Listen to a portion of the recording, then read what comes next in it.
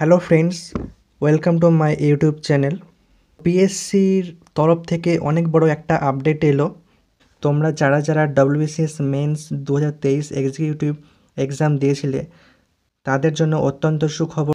PSC তার official ওয়েবসাইটে upload করে দিয়েছে।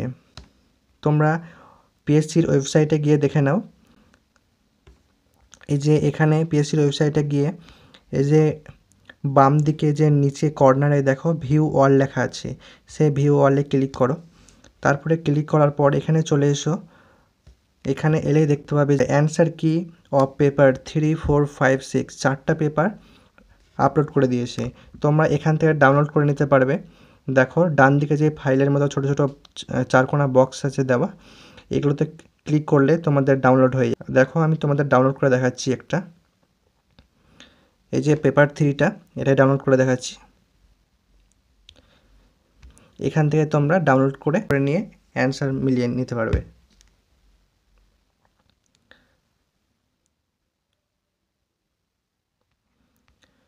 দেখো চলে এসছে।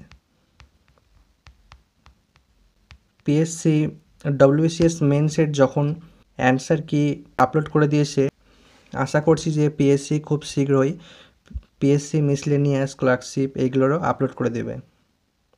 তো তোমরা গিয়ে দেখে নাও। ওকে।